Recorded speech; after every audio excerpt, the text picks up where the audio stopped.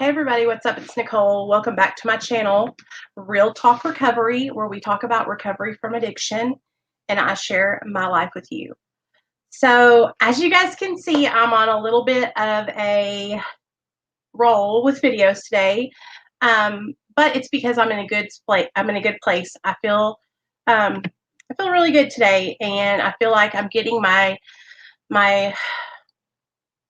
I'm getting my confidence back about making my videos. And I've been reading you guys' comments from the video I put up yesterday, and they're so supportive and reassuring. And you guys are right. Like, I can't stop sharing my story because it does help. It's going to help somebody. And I can't get on here and worry about, people judging me or people using things against me. Like, I started my channel because I needed support and I wanted to help other people find support and I wanted to be able to support others. And so I'm going to continue doing that. So anyway, so tonight is Thursday night. I usually don't go live on Thursday nights. I usually only go live on Fridays in the evening at 7, but I thought, what the heck, let's go live and let's talk about not being able to get sober. Okay, let's talk about not getting sober, not even for our family or our kids. The reason I want to talk about this evening is because I got a comment from someone, from a new viewer, and I'm gonna read the comment here in just a second to you guys because when I read it, it really, really touched my heart, and I could totally understand what she was saying. So, yeah, I want to read it to you guys. Okay. So first of all, I'm going to put in the comments, hold on you guys, let me put some links down here so that way if y'all want to join my Patreon, you can. So here's that. Boom, boom.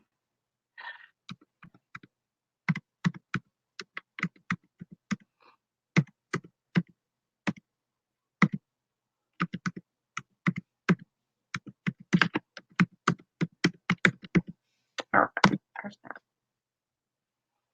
Okay, and then here is the Real Talk Recovery phone line if you want to call in.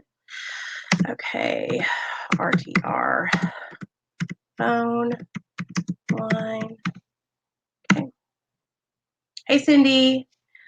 Yeah, and I thought I could come on and we could talk about some stuff. Neil's home, and so he's taking care of Nathaniel. I've been home all day today, so I think that's probably why I'm like, kind of antsy and stuff. But now Neil's home, so he's taking care of the baby, and I can come on here and chat with you guys. So I wanted to read a comment from one of my new subscribers, and it really, when I read this comment, you guys, like it sat with me in my heart, and I've totally been there, and I want to share with you guys because there's nothing to be ashamed of. When you're in active addiction, you're sick. Okay, that's a disease that you're struggling with. And so there's nothing to be ashamed of. So I want to read this comment. Okay, first I'm going to read the comment above it. So Derek Williams commented and said, the phrase goes, if you hang with 9 broke friends, you'll be the 10th one. So there's some truth to that. To who you hang with, people that have some sort of addiction that you may relapse. This is coming from someone that has never had an addiction. I'm big on personal accountability and what's at stake, namely your life and your children. And if those are not motivating factors enough for you to change, I don't know what could help you. And I said, I know what you mean. I have seen people who lose their kids and they never get sober. It breaks my heart. It really does. Okay. And then I want to share with you what my new subscriber, their name is called Opium Lover. So Opium Lover, I read your comment and I want you to know that it really stuck out to me and I wanted to share it with everyone. And I want you to know that there's no shame at all. And I'm so proud of you for reaching out and getting help. So Opium Lover says, I've been a silent viewer for a couple of weeks now, and I realize this is going to sound really shitty of me. And believe me, I am ashamed of it. But I could not or would not get clean, even for my children and my husband. Only by the grace of God did my husband take care of our children And he continued to take me back over and over and over again through over 16 years of using. And then one day we got a puppy, and that puppy got so sick. And I told God if he would heal that dog, I would get myself clean. The dog got better almost overnight. And I showed up the next week at the methadone clinic, and I have never regretted it. I know how shitty it sounds to say I wouldn't get clean for my family, but I would for a dog. But that's just the way it happened for me. So I wanted to say, opium lover, no, it's not shitty. It makes absolutely complete sense because I went through the same thing when I was in my addiction. Um, a lot of people will say, hey, Julie, a lot of people will say, especially other people that don't understand the disease of addiction, they will say, I don't understand how that person wouldn't get sober. They have children. Or doesn't she know she's fixing to lose everything? Doesn't she know her husband's going to leave her? Her kids are going to get taken away and she's going to have nothing. And then the addict continues getting high.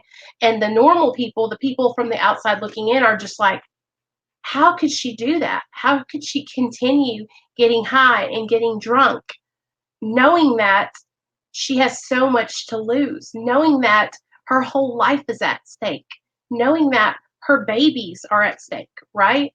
And from the outside looking in, someone who doesn't understand or hasn't experienced it or been there is going to judge you and say, oh my gosh, what a piece of shit mom. Only a piece of shit mom would use drugs and not get her babies back. Only a piece of shit mother would have her children taken away from by the Department of Human Services, right? This is all these are all hateful things that someone who doesn't understand will say. Believe me, I know because I've had them said to me. These are all statements of ignorance. Okay? These are all statements of judgment. First of all, when someone is in active addiction and they've gotten to a point where they've gotten into their addiction pretty far, right? They're getting to that rock bottom, okay? Their addiction has progressed. Kind of like there's stages to cancer, okay? Stage 4 being the worst, stage 1 being the least, right? It's kind of like that with addiction. There are stages in active addiction, you know? It progresses and gets worse, okay, as the time goes by. And if we intervene early enough in the addiction, a lot of things can be a lot of these situations can be resolved. A lot of the times we can help someone get their life together and get sober before they lose everything, right? But then there's other circumstances where the person will go to the end of the world and still loses their children or loses their life or dies, you know? So I want to share with you guys my experience, okay? Because I was one of those women who, when I saw other women who had children and were pregnant and high, I was very judgmental. I had no compassion. I passed judgment on those women, okay? And I'm telling you guys this because it's really important that you understand. Because it's funny how my higher power works in my life, but I used to judge people for those very same things. And then a couple of years later, I was put in that same position.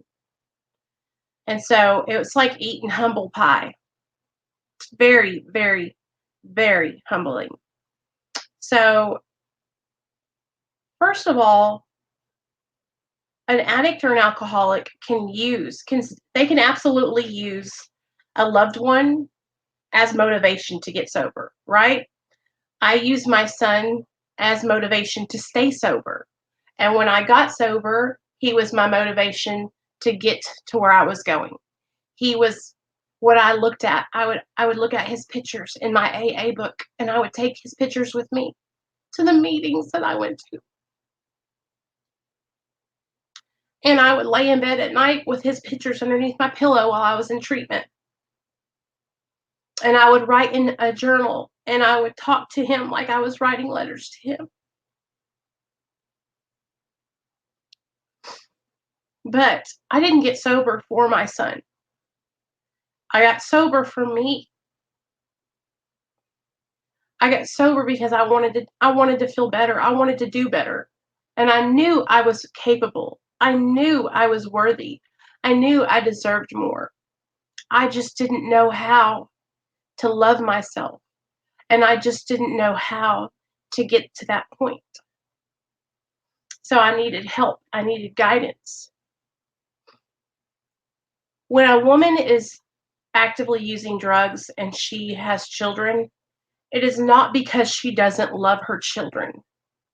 It's not because she's a horrible woman or a horrible person. It's not because she wants to be doing that more than she wants to have her kids. Okay? That's not what it is. What it is it's a disease and it takes over all logical thinking and rational anything. When the disease of addiction takes hold of someone, everything that is logical, everything that makes sense, that's out the window. The mental obsession to use and feed the craving, the phenomenon of craving that's going inside the body and the brain is so strong. The feeling overtakes your whole body. And even though you know that you're hurting and harming yourself and others, you will still seek that feeling and that drug because the the feeling produced by drugs and alcohol is so elusive. It's so strong and seductive and stimulating, euphoric, that we will go and we will climb over mountains. We will swim across a damn lake. We will jump out of moving vehicles. We will hold people hostage. We will rob banks. We will do whatever we have to do to get our next drink or drug. That's how strong the phenomenon of craving is. And that's not, the mental obsession is so great that the only thing the brain can focus on is how, when, and where we are going to get that dopamine hit, that drug, to refill that feeling. Okay? When a drug addict is getting high, okay, when the mother of a child is getting high, I can promise you, I can promise you that she is filled with guilt and shame. And I can promise you that every time she gets high, she tries to get higher because she keeps closing her eyes and thinking of her kids. I promise you that. I promise you that she is beating herself down inside. I can promise you that she is not proud of what she's doing. I know because I was that person, you guys. I was that person. I was also a woman who looked at other women and said, I would never do that. I would never put, use drugs in front of my child. I would never get high if I was pregnant. Here I am, putting myself above everybody on my judgy high horse. I would never. What kind of woman does that? I'm here to tell you, don't ever say never. Never say never. Because if your higher power is anything like mine, he's going to slice you a piece of humble pie and you're going to eat that because you're going to go through exactly what you said you'd never do. Okay? No one is immune to addiction. Nobody is immune to struggling. Nobody is immune to hardship. It's difficult and we all go through hard times, right? I know for a fact that women who use that have children are hurting so bad on the inside because I was doing it. I was so ashamed. And that shame and guilt prohibited me from getting help for so long, you know? Thank God that someone intervened in my life and saved me so I could be here with my son. I come on here, you guys, and I don't make excuses for anything I did. I take full responsibility for that shit. I was not present. I was under the influence. I was out of my mind. I'm not proud of that shit. And I come on here and I share that with you guys, not so you can go back and talk shit about me, not so you can throw it in my face later on, not so you can judge it for me, right? Judge me for it. No, I share that with you because I know there are other women that watch my channel who are going through that right now, who are getting high while they're pregnant, who have had their children taken by CPS because of their addiction, who are fighting to get their babies back, who have lost their children and have given up hope and aren't fighting because they don't think they can do it. And they feel they're so down on themselves and they think that they're such a failure that they don't even know how to try anymore. They've given up on themselves. If you've given up on yourself and you think I can't do this, I can't get sober, I'll never get my kids back. You can do this and you can get your kids back. And I'm living, freaking, breathing proof of that. If I can get sober and get my baby back, anybody can get sober and get their baby back. I'm going to tell you though, it's going to take a lot of work and it's going to take a lot of honesty and it's going to take you facing your demons and owning up to that shit and getting the help that you need. But I'm not in the business of shaming people. I'm not in the business of judging someone. I think that's bullshit. That's bullshit. I want all of you guys to understand something. It doesn't matter what you did in your active addiction. Okay? It love you, Julie. It doesn't matter what you did in your active addiction to me, okay? I will never judge you. There is nothing that you can say or do that will turn me off from trying to help you. Okay? You're probably going, well, why do you want to help me, Nicole? What's in it for you? Right? Why do you care so much? Right? There's nothing in it for me. I don't get paid. I don't work for any treatment center. There's nothing in it for me. The only thing that's in it for me is it saves my life. So I guess there's really a lot in it. Helping other people and giving back and doing service saves my life every single day. Every single day that I'm able to hear one of your stories and you share with me what you've gone through and you share with me how you're getting sober or what you're doing and struggling with, or maybe you call me because you're just starting the Suboxone clinic and you're kind of nervous and you don't know what's going to happen and you just want to hear what I have to say. Guess what? You're saving my life every single time that I get to interact with you guys.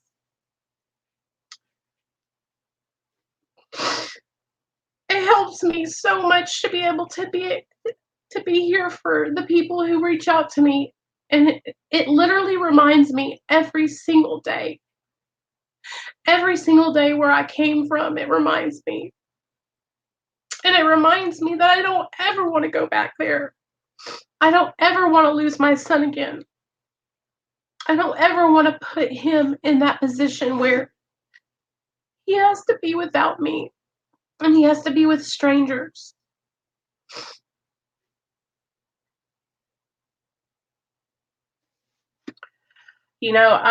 I was about to just stop making videos altogether yesterday. I got off the internet last night and I was just like, fuck it. I'm going to take my channel down. I'm not even going to make videos anymore. Like, I'm not going to do it. I just obviously don't need to be here anymore, right? And I was hurting inside. I felt like the Nicole that I was when I was in high school. I felt like the Nicole that I was when I was in first and second grade when people were making fun of me.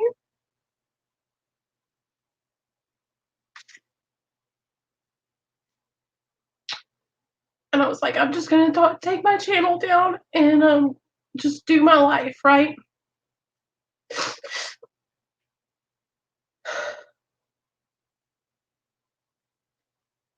And I went on my Facebook and my Instagram, and I got into a couple messages from some people that were new to Real Talk Recovery, you know.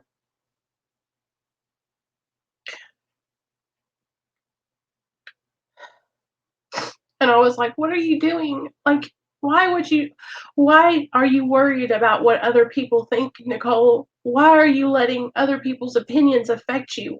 Why are you letting people that you know don't care about you words affect you? And I really had to think about it. And it's because I want so badly for people to like me. And I felt like I had really overcome that character defect. I had felt like I had really like rose above that situation. But apparently I'm still very much so a people pleaser, and I still very much so want to be liked by the majority. You know, and if there's one thing that I've learned throughout my life is that I don't the majority usually doesn't like me. And I was laying down and I was talking to Neil, and I told him, and he was like, you love doing your channel. You love helping others." And that's what when my husband even said it. He goes, "I wish I had passion for something like that. I wish I had passion like you do for helping others." So if my husband can see it, I know I'm doing the right thing, you know? But it's easy to get discouraged. But I wanted to come on here and I wanted to read you guys that comment from Opium Lover, because I hear a lot of people say, you know, how could an addict not get sober for their family? You know, how could an addict keep doing these things to themselves and not care? And it's not because the addict doesn't care. Okay? It's not because the addict doesn't want to get sober. That's not what it is. I can assure you that it's because the addicted person doesn't know how and doesn't know where to begin. And that's what it was for me. I didn't know where to begin. I didn't know how to get started, you guys. And I'm so grateful that I went into a treatment center where they could teach me and guide me and then set me up with resources for aftercare. I'm just so grateful, because if that hadn't happened, y'all, I wouldn't be here today. But I want you to know that, you know, I couldn't get clean for a long time.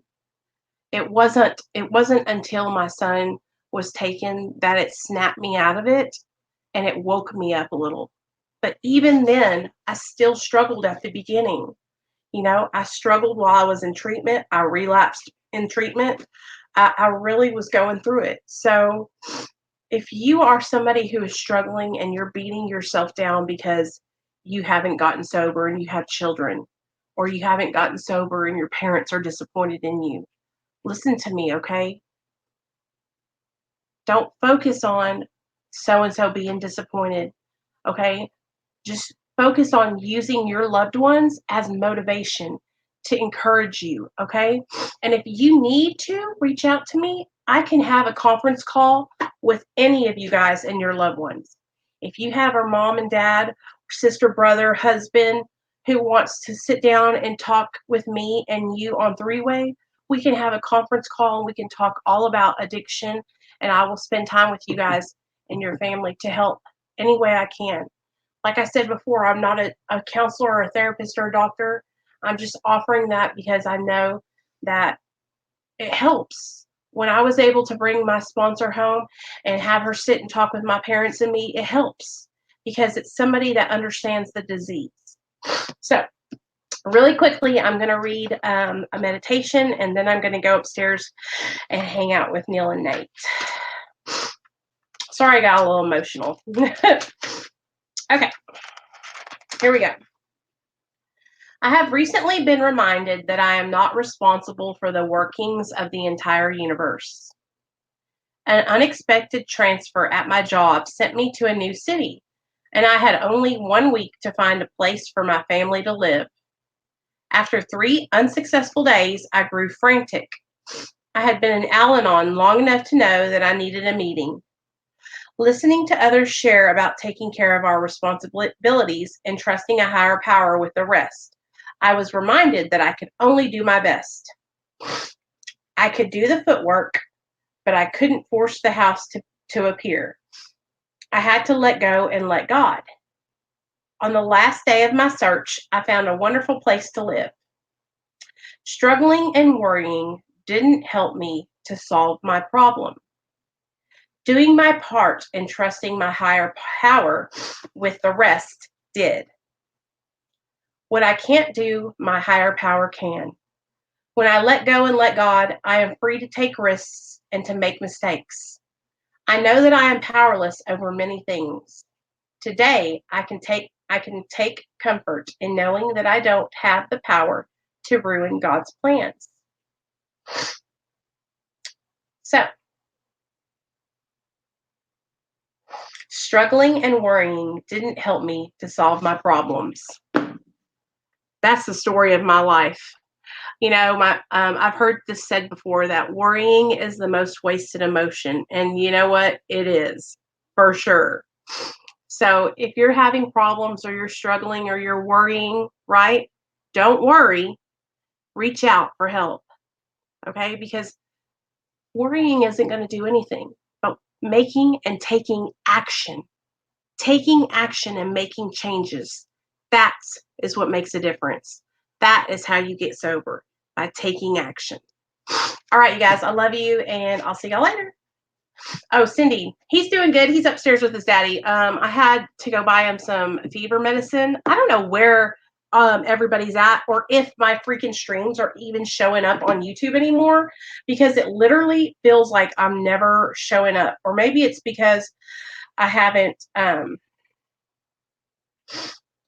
yeah, I don't know. Anyways, I love you guys. I'll talk to you later. I'm just going to put this up so that way if any ladies are struggling with shame and guilt about using, they can hear this message. Love y'all.